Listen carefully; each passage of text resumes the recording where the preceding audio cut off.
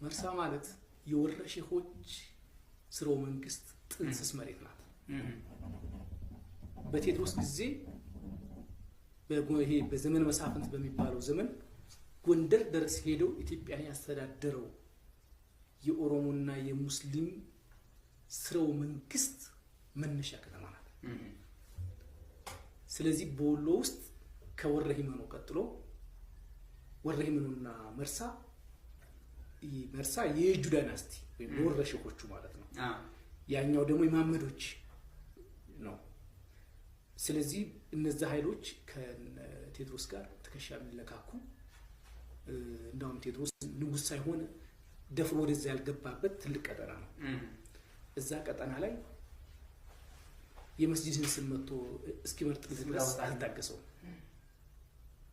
አዱኛው ጋር ተስማማ ወዛ ነው።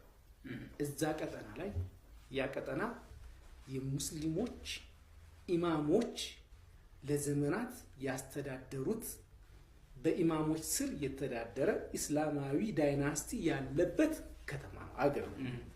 ይሄን ነገር ነው እየለጠጥነው ነው እንዳንለጥጠው እንደመዝጊያ ግን እኔ እንድታነሱልኝ የምፈልገው ለነገር የፈለኩት መሰለ ድርድር ስለቀረበላቸው ነው። እንትኑ እኮ ሴኩላር ትምህርት ቤት አይደለም፣ ኮሌጅ ዩኒቨርሲቲ እኮ አይደለም። ሲጀመር የዲን ኮሌጅ መድረሳ እኮ ነው። በቃ ኮሌጅ ስለተባለ መድረሳ እስላማዊ ትምህርት ነው የምትማርበት መድረሳ ነው ማለት የትምህርት ቤት አይደለም እኮ የአካዳሚክ ትምህርት ቤት አይደለም።